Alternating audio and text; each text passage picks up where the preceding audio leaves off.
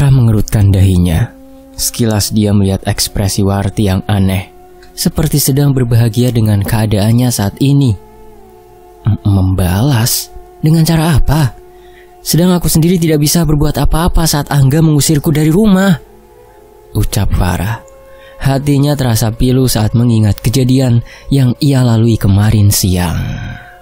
Sudah, tenangkan dirimu, Far. Ada banyak cara untuk membalas mereka. Aku bisa membantumu. Tapi, kata Warti sambil menoleh ke arah pintu. Tapi kenapa, War? Tanya Farah penasaran. Warti menoleh ke arah Farah. Tatapannya penuh dengan selidik, seolah sedang mempertimbangkan apakah Farah layak mendapatkan bantuannya. Tapi jangan sampai Bapak tahu kalau aku membantumu ya, kata Warti sambil menghembuskan asap rokok dari mulut dan hidungnya.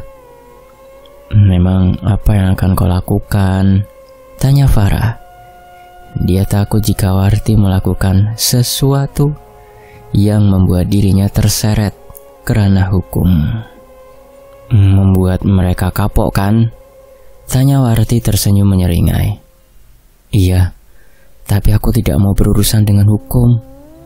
Masalah ini sudah cukup membuat hidupku berantakan, kata Farah. Warti terkekeh dengan ucapan sepupunya tersebut. Dia tidak menyangka kalau Farah begitu polos. Banyak cara untuk bisa membalas perbuatan mereka tanpa harus berurusan dengan hukum. Warti? Tanya Farah saat melihat sepupunya yang justru terkekeh dan terlihat menerawang jauh. Kalau kamu setuju, aku akan membantumu.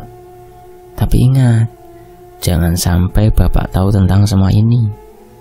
Jika dia tanya, jawab saja kamu kecopetan atau dirampok saat perjalanan ke sini, kata Warti sambil beranjak dari kursinya. Farah kebingungan dengan ucapan Warti. Dia masih tidak mengerti apa tujuan wanita itu. Tunggu, aku belum selesai, panggil Farah saat menyadari Warti sudah sampai di ambang pintu dapur. Nanti malam kita bicarakan lagi. Hari ini aku ada urusan. Lebih baik kamu istirahat dulu. Tenangkan pikiran dan hatimu itu, kata Warti yang langsung melenggang pergi. Farah hanya menghela nafas. Kemudian dia membereskan piring-piring kotor bekas makanan mereka. Segera setelahnya ia kembali masuk ke dalam kamar. Menit demi menit berlalu. Sedari tadi Farah hanya berbaring menatap langit-langit kamar. Dia masih memikirkan soal tawaran sepupunya. Tok tok tok. Terdengar suara pintu diketuk, membuat Farah yang sedari tadi melamun langsung terduduk di tempat tidurnya. Duk, kamu di dalam, ucap suara Pak Dewiryo dari arah luar kamar. Iya Pak De, kata Farah sambil membuka pintu kamarnya. Sudah makan kamu? Warti kemana? Tanya Pak Dewiryo. Sudah Pak De, Mbak Warti pergi keluar sebentar. Bocah itu. Ya sudah, temani Pak De makan. Sekalian ada yang ingin Pak De bicarakan, ucap Pak Dewiryo sambil berjalan ke arah dapur. Farah mengikuti. Entah kenapa batinnya merasa tidak enak. Apa mungkin Pak D-nya sudah tahu niatannya pergi ke tempat ini? Sementara Farah menyiapkan makanan untuk Pak D-nya, laki-laki itu duduk sembari meracik rokok tembakau. Warti itu beda sama kamu. Mana mau dia menyiapkan makanan untuk Pak D, ucap Pak Dewiryo sambil menghidupkan rokoknya. Farah bingung untuk menjawab. Dia merasa tidak enak jika harus dibandingkan dengan saudari sepupunya itu. Sudah Pak D, dimakan dulu, baru nanti lanjut ngerokoknya, kata Farah sambil mengambilkan nasi. Sesaat setelah itu, Farah hanya duduk sambil menikmati secangkir teh, sembari menunggu Pak D-nya makan. Jantungnya masih berdebar. Sejauh yang ia tahu, Pak Dewiryo juga memiliki kemampuan untuk mengetahui sesuatu yang tidak terlihat. Farah takut jika Pak D-nya mengetahui tujuannya datang ke sini. Dia sudah memutuskan untuk mengikuti saran Warti tadi pagi untuk membalas perbuatan suami dan mantan sahabatnya itu. Kenapa wajahmu terlihat gusar, Nduk? ada yang sedang kamu pikirkan? Ucap Pak D saat mendapati Farah terlihat tidak begitu nyaman. Farah menggeleng. Tidak Pak D, mungkin masih kecapean. Apalagi sudah lama Farah tidak kesini, jadi masih canggung. Kilah Farah sambil tersenyum. Pak D menganggukkan kepalanya. Jadi, apa yang membuatmu datang ke tempat ini? Farah sudah menduga hal ini. Pasti Pak D-nya akan menanyakan apa tujuannya berkunjung. Ia tidak berani menatap mata laki-laki itu. Pak D, maaf, sebenarnya kemarin Farah kecopetan. Alhasil semua barang-barang Farah hilang. Beruntung di terminal ketemu sama Mbak Warti, jadi sekalian mampir ke sini sebelum pulang, ucap Farah. Pak D Wiryo menatap Farah cukup lama. Keningnya berkerut, seperti tidak percaya dengan ucapan keponakannya. Ya sudah, kamu boleh tinggal di sini kapanpun kamu mau. Nanti kalau mau pulang biar Pak D kasih uang.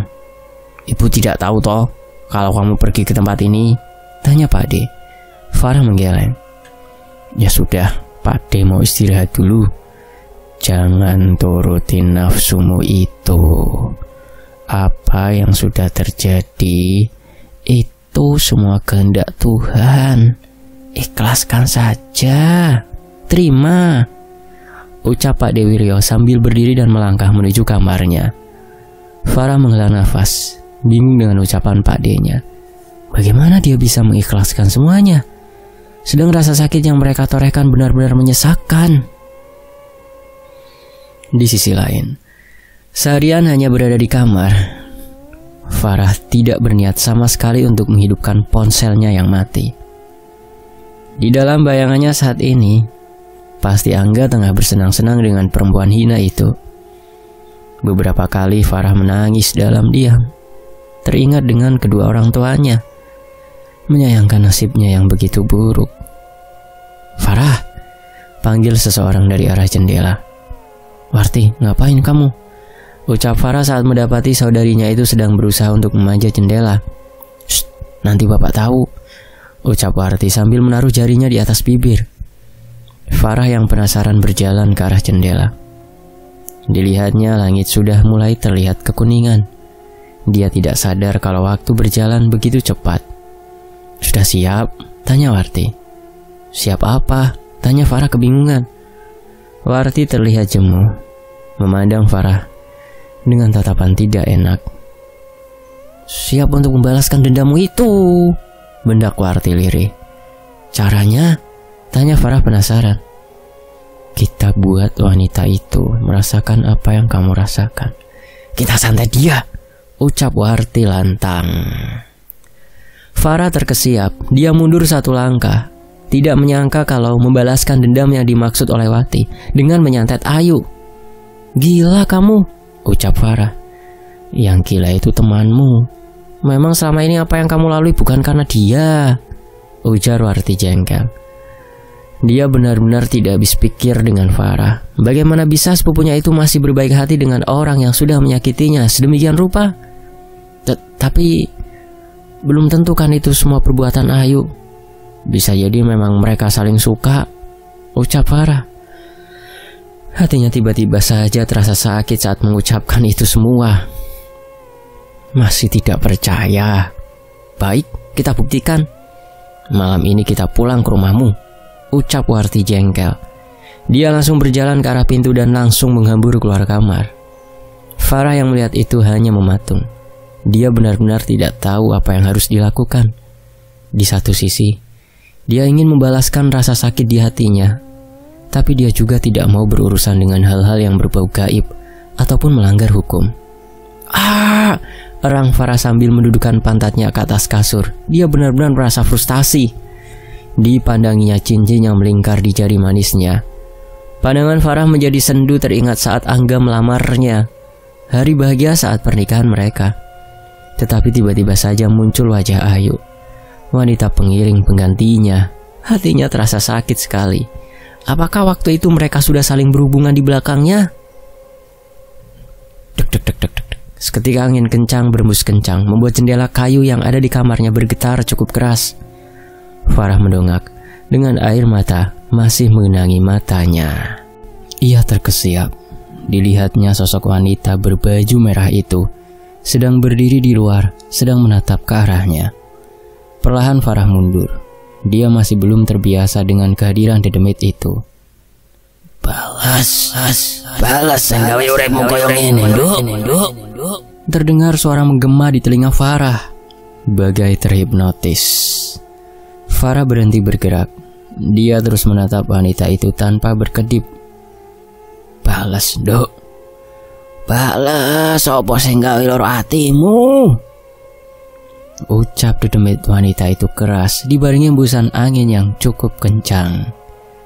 Tersadar, Farah segera bangkit dari tempatnya. Ia segera membuka pintu kamar, mencari keberadaan Warti. Beberapa saat dia mengetuk kamar sepupunya itu. "Napa, Far?" ucap Warti saat mendapati Farah tengah berdiri diam dengan pandangan penuh kebencian. "Aku setuju. Mari kita balas perempuan rendahan itu.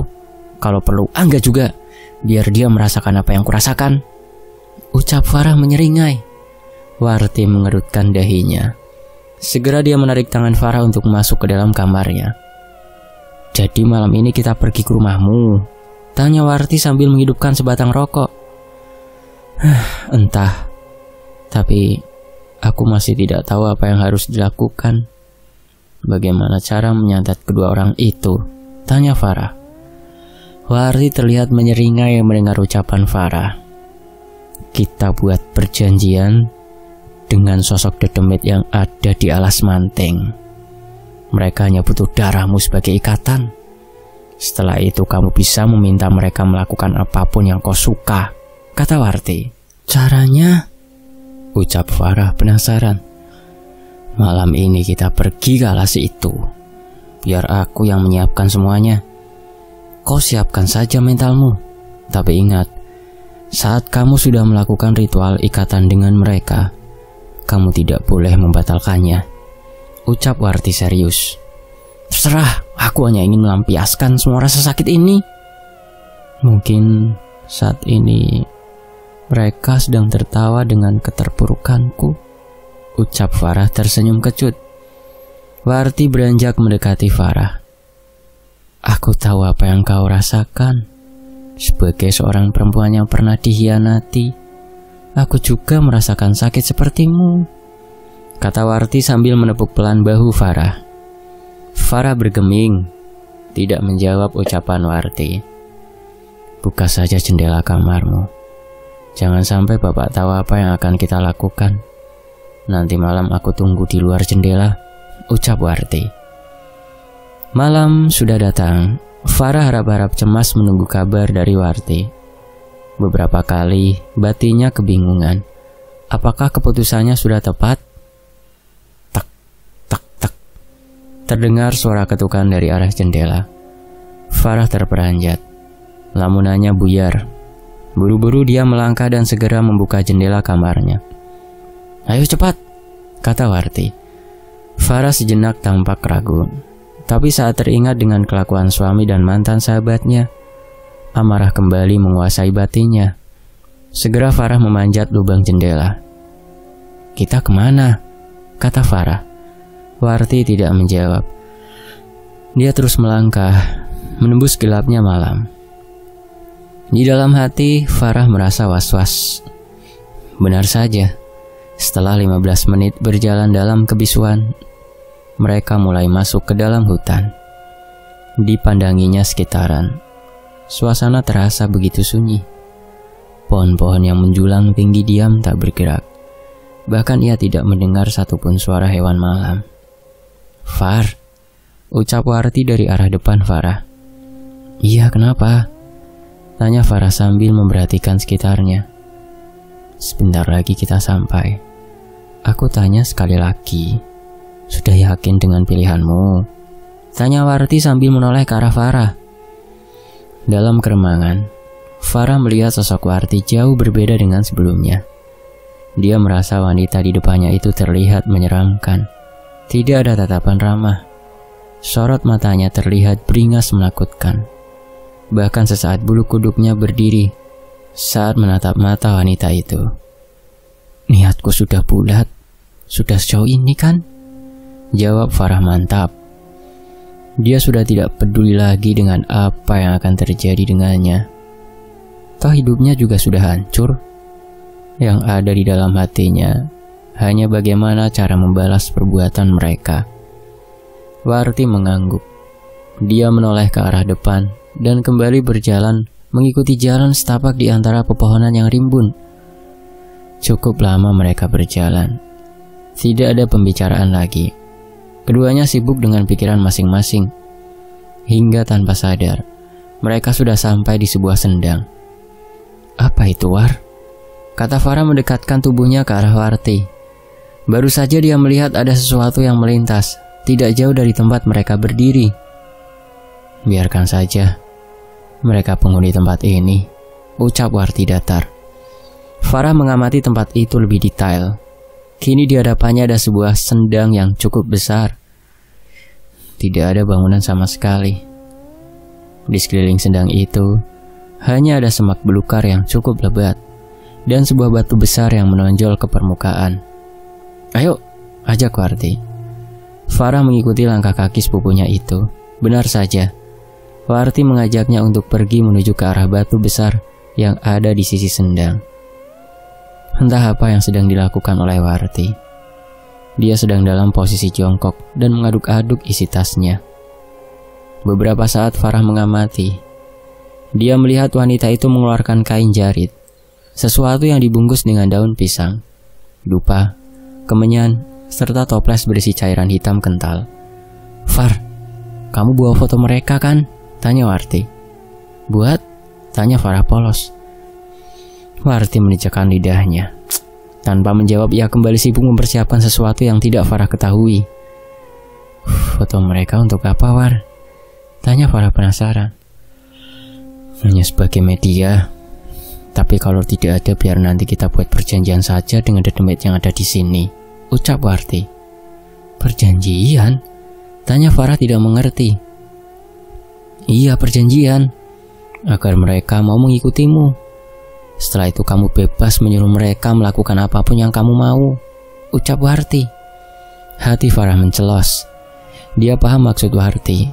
Jika dia harus melakukan perjanjian dengan makhluk astral, berarti dia juga mesti menyediakan persembahan. Farah tahu itu karena dia sering sekali menonton film-film horor sebelumnya. "Lalu apa yang mereka inginkan sebagai gantinya?" tanya Farah sedikit ketakutan. "Darah. Mereka hanya ingin darah dan kesetiaanmu kepada mereka," ucap Warti. Klik. Farah menelan ludahnya. Sekali lagi tanpa sadar, dia mengedarkan pandangannya. Hatinya benar-benar kalut. Apa harus dia berbuat sejauh ini demi membalaskan rasa sakit di dalam hatinya? "Tenang, Far.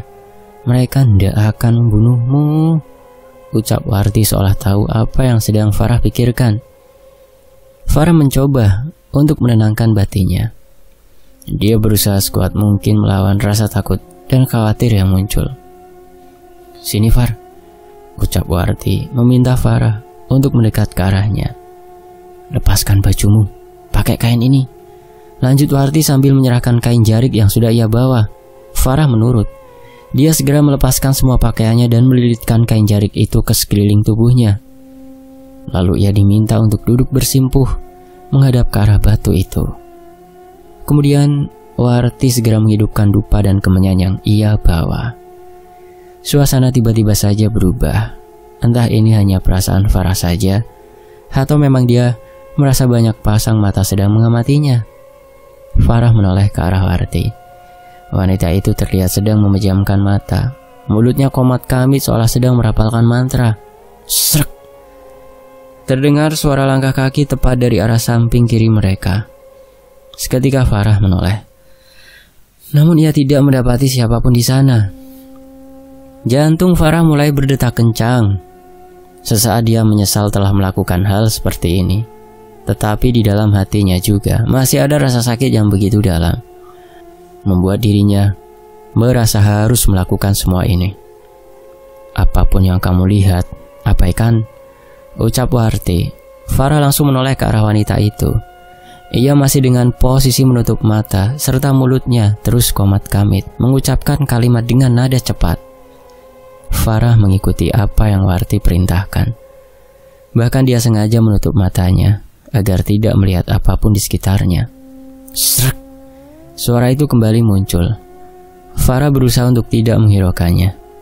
Di dalam kepalanya saat ini, jika dia membuka mata, maka ia akan melihat dedemit penunggu tempat ini. Bulu kuduk Farah meremang hebat. Angin berembus kuat, membuat pepohonan bergerak cepat, menimbulkan suara yang mengerikan. Sesaat, Farah merasakan pergerakan di samping kanannya. Ia tersentak. Ada yang memegangi tangan kanannya. Dia tahu itu adalah Warti. Namun Farah tetap tidak mau membuka mata hingga dia merasakan tangan kanannya dibentangkan dan serat. Rasa perih seketika melanda tubuh Farah. Farah memekik tertahan. Ia tidak sanggup lagi menutup mata. Segera ia membuka mata dan melihat apa yang sedang dilakukan oleh sepupunya itu. Mata Farah membulat, sembari menahan rasa perih. Dilihatnya Warti tengah menggoreskan luka dan meneteskan darahnya ke arah cawan yang ia bawa. Entah apa yang sedang dilakukan oleh Warti, tetapi kini darahnya sudah bercampur dengan cairan hitam itu. Cukup lama Farah membentangkan tangannya, hingga Warti melepaskan genggamannya dan mengambil cawan tersebut. Farah menyeringai menahan perih. Ia melihat luka yang ditorehkan Warti cukup dalam dan panjang. Tidak mau bertanya apapun, ia kembali menutup matanya. Warti bergerak. Kini ia berdiri di belakang Farah, sambil mengucapkan mantra dengan nada cukup cepat, sampai dia tidak bisa menangkap kalimat yang keluar dari mulut wanita itu. Farah kembali tersentak. Sekarang dia merasakan ada cairan kental yang menetes di ujung kepalanya, terus mengalir sampai menyentuh telinga dan wajahnya. Bau amis benar-benar membuat Farah mual. Dia hampir saja muntah, tetapi Warti selalu memintanya untuk menahan. Sekarang masuklah ke dalam sendang. Berendamlah. Apapun yang kamu lihat, itu jawaban dari sosok penunggu tempat ini, kata Warti. Farah menelan ludahnya sesaat dia memandangi air sendang yang begitu gelap. Bagaimana kalau ada hewan buas di dalam sendang itu? Menghela nafas panjang, segera Farah berdiri. Perlahan dia melangkah menuju tepian sendang. Dengan hati berkecamuk, ia masuk dan membenamkan tubuhnya, sekalian berharap bisa mengurangi bau yang ditimbulkan oleh darah yang ada di tubuhnya. Farah terdiam, matanya tertutup. Kini separuh badannya sudah ada di dalam sendang. Jika terjadi apa-apa dengannya, ia tahu Warti masih ada di seberang sana dan bisa segera menolongnya. Cukup lama Farah berendam.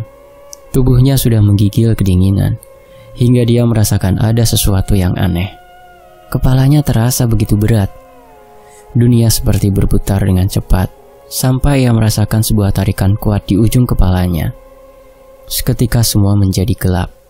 Saat Farah membuka mata, ia kebingungan, karena saat ini dirinya sedang berdiri tidak jauh dari sebuah rumah kayu. Tempat itu terlihat begitu sepi dan menyeramkan. Di sekitarnya banyak pepohonan menjulang tinggi, ditambah awan gelap yang menutupi cahaya matahari, menambah kesan misterius dari rumah itu. Farah yang kebingungan memandang ke sekitar, bahkan menepuk pipinya beberapa kali untuk memastikan kalau dia sedang tidak bermimpi. "Nduk," ucap seseorang tepat di samping Farah. Ia terlonjak, langsung bergerak ke samping. Farah begitu kaget saat melihat wanita berbaju merah yang selama ini selalu menghantuinya sudah berdiri di sampingnya. Siapa kamu?" ucap Farah gagap. "Sari, Nyi Sari," katanya sambil menuju ke arah rumah. Belum sempat Farah menjawab ucapan wanita itu, dari kejauhan ia melihat ada seorang wanita tengah buru-buru berjalan menuju ke arah rumah kayu itu. Farah yang memperhatikan dari jauh menyadari kalau itu adalah temannya Ayu. Sejenak ia ingin memanggilnya, tetapi dia baru ingat kalau wanita itu sudah menghancurkan kehidupannya. "Ayu," kata Farah keheranan. "Nduk," ucap Nyisari. Farah seketika menoleh ke arah Nyisari yang saat ini tengah mengacungkan tangannya ke arah rumah yang ada di depan mereka. Kemudian tanpa menunggu jawaban Farah, perempuan itu melangkah pelan menuju rumah itu. Entah mendapat dorongan dari mana, seolah tubuh Farah bergerak dengan sendirinya.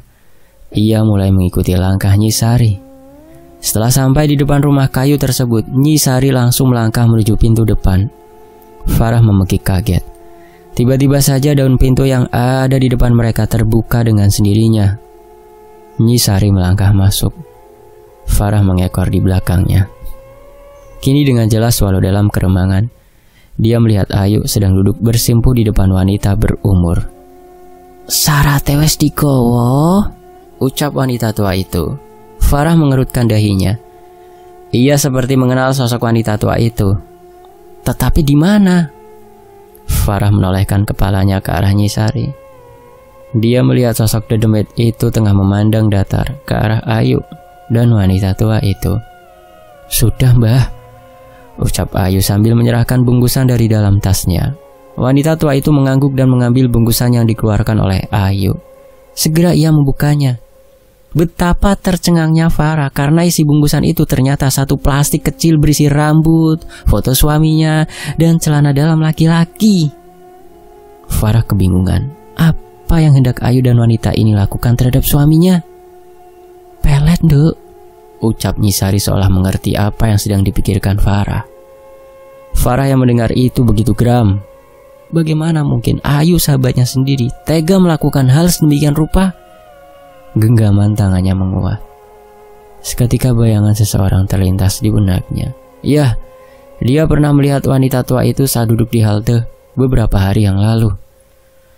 "Satu lagi, Mbah, saya ingin wanita itu cilaka," ucap Ayu membuyarkan ramuan Farah. "Wanita? Siapa wanita yang dimaksud oleh Ayu?" Farah yang kebingungan menoleh ke arah Nyisari. Rasa takut terhadap sosok itu sudah hilang, entah kemana, digantikan dengan rasa penasaran yang tinggi. Nyisari tiba-tiba saja menoleh ke arah Farah. Tangannya terangkat dan menepuk pundaknya. Seketika semua menjadi gelap. Saat membuka mata, Farah sudah berdiri di suatu tempat makan. Tetapi pandangannya tertuju pada dua manusia yang sedang berinteraksi satu sama lain. Mas Angga," kata Farah tidak percaya. Farah berjalan mendekat, sedang Nyisari hanya diam di tempatnya. Dilihatnya meskipun mereka bercengkrama satu sama lain, tetapi tatapan Angga begitu kosong. Beberapa kali pula Ayu menaruh sesuatu di minuman laki-laki itu. Kegelapan menyelimuti Farah kembali. Saat tersadar, kali ini dia sudah berada di depan rumahnya. Ia benar-benar bingung.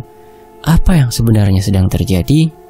"Duk," ucap Nyisari sambil menunjuk ke arah rumah. Farah mengikuti arah yang ditunjuk oleh Nyisari. Seketika matanya membulat. Dia benar-benar ketakutan sekarang. Sekali lagi dia melihat sebuah keranda hijau tepat berada di depan rumahnya. "Awakmu digawe bendang mati karo koncomu kae. Bojomu digawe lali karo awakmu," ucap Nyisari datar. Farah menggeleng. Dia masih tidak percaya dengan ucapan dedemit yang ada di sebelahnya. Tidak mungkin Ayu sampai hati berbuat sedemikian rupa. "Ora percaya?" ucap Nyisari tersenyum menyeringai. Seketika bulu kuduk Farah berdiri kuat. Wajah dedemit wanita itu begitu mengerikan. Nyisari mulai melangkah masuk. Entah mendapat dorongan dari mana, seolah ada yang menarik Farah. Kemudian ia mengikuti langkah wanita itu. Jantung Farah berdebar saat mendekati arah keranda yang ada di teras rumahnya. Saat sudah sampai, Nyisari langsung menyibakkan kain hijau yang melingkupi keranda tersebut. Farah memekik tertahan. Sekali lagi dia melihat tubuhnya terbujur kaku di dalam keranda dengan posisi terpocong dan masih ada kapas di lubang yang ada di wajahnya. "Iki nasibmu, yen kowe randang bales lelakune bocah wadon kae," ucap Nyisari. Farah menggeleng tidak percaya. Dia syok dengan apa yang dia lihat. Kemudian Nyisari memandang ke arah pintu yang seketika terbuka. Dia melangkah masuk. Farah masih mengekor di belakangnya. Baru saja ia ingin masuk ke dalam rumahnya, langkahnya langsung terhenti. Ia benar-benar gemetar sekarang.